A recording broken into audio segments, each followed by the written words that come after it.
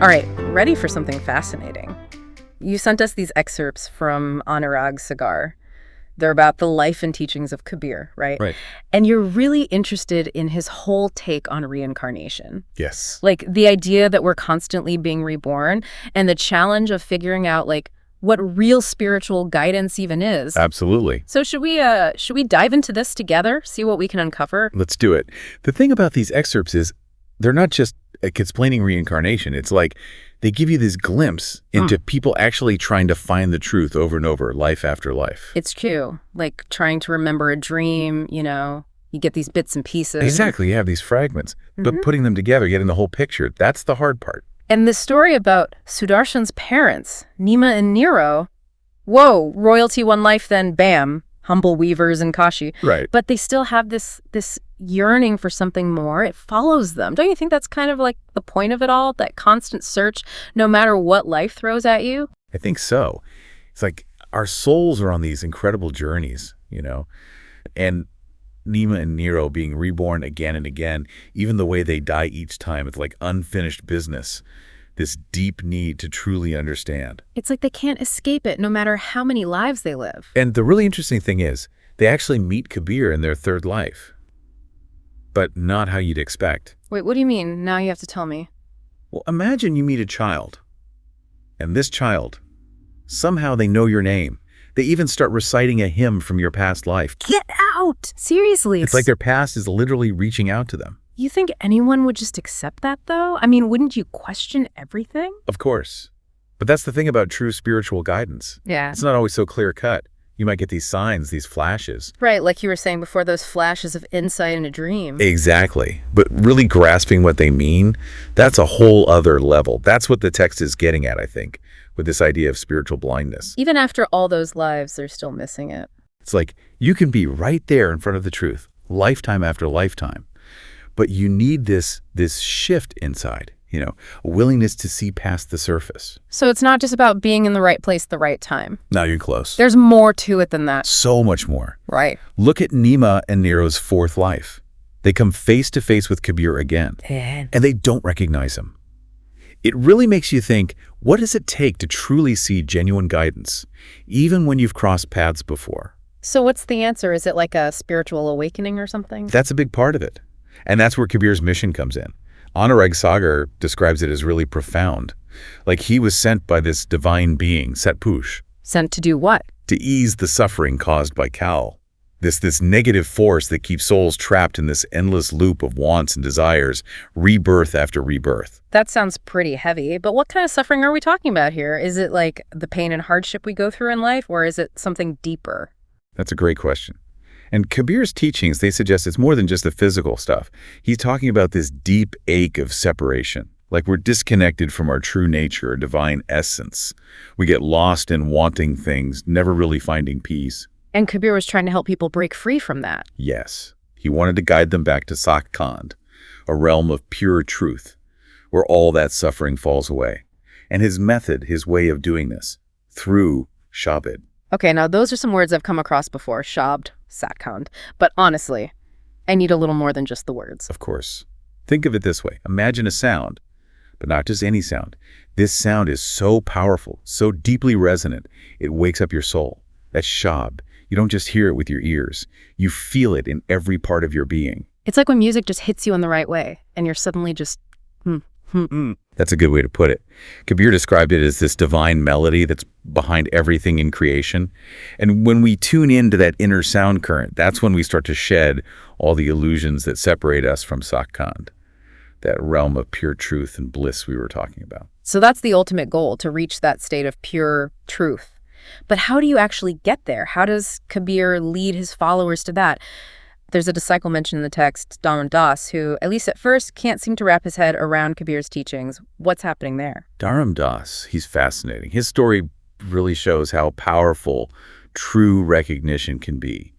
See, he struggles at first. It's like he hears the words, but the deeper meaning, it just eludes him. Been there. So then what? What changes for him? There's this moment, and the text really brings it to life. It's like a dam breaking inside Dharam Das. This rush of understanding, this pure devotion, it just pours out of him. Wow. Okay, so there's more going on than just getting it on an intellectual level. way more. It's this heart connection. Kabir guides Dharam Das to merge with Nam, you could say the divine essence, and it's all through love, trust, and this unwavering devotion. So it's like those times when you experience something that just moves you, you know? Maybe it's a breathtaking view, a piece of art. You feel it, and words aren't enough. Exactly. It's about going beyond just thinking about it and actually experiencing truth. And Kabir uses this really interesting metaphor to explain it, the weaver and the loom. Oh, yeah. I remember that. It was in those excerpts. How does that fit in with what Dharam Das is going through? So weaving, Kabir says, it's like the spiritual journey. Every thread, that's a part of who we are.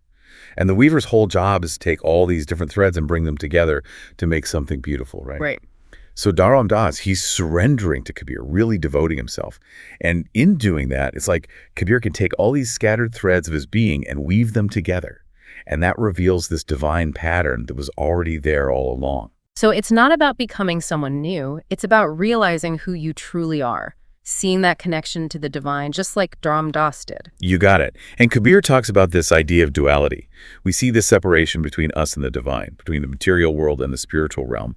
But really, it's an illusion. And we shouldn't try to reject this physical world, but instead try to see the divine within it, like finding that connection in something as ordinary as weaving, like Kabir talked about. Yes. Because the divine, it's everywhere. It's in everything. The air we breathe, our relationships, all our experiences, it's all woven together. It makes you think about the importance of having a guide, someone like Kabir, a true guru or Sat Guru who can help us see that, to break free from that cycle of suffering. It's essential. Kabir even compares Dharam Das to a steersman, guiding others toward the divine. Because it's not just about finding liberation for ourselves. It's realizing that we're all connected and helping others on their own paths to awakening. So we become these guides for others, just like we've been guided. It's like passing on the map, so to speak. And speaking of connections, I can't help but think about that part in the excerpts about Guru Nanak. Right. To think, Guru Nanak, such a revered figure in Sikhism, was alive at the same time as Kabir, and the similarities in their teachings. It's pretty mind-blowing. It makes you wonder if these two spiritual giants, each one shaping their own traditions, if they had so much in common in their teachings, what does that say about spiritual truth? Maybe it's like some truths, they're bigger than any one religion. You think? I mean, why not? Maybe there are these core principles, things that are just true about being human, about wanting something more. And they just echo through different times and traditions. Exactly. It's like this universal language. So even though Kabir's teachings are rooted in his own time and place, they still feel relevant today. There's this timeless wisdom in his words. It speaks to everyone, no matter who you are or what you believe. Absolutely. And it makes you think, right, how do Kabir's insights, this whole idea of recognizing your true nature, breaking free from suffering, how does that resonate with you? With your own search for meaning, for guidance? It's like you're challenging our listeners, encouraging them to really think about these teachings, apply them to their own lives. Exactly. Because these teachings, they're not just stories. Right. They're not just dusty old philosophy. They're about waking up, seeing yourself, seeing the world in a whole new way. It's a roadmap, almost, for how to live with more purpose, more awareness, more compassion. Couldn't have said it better myself. Yeah. This whole dance of reincarnation, recognizing who we really are.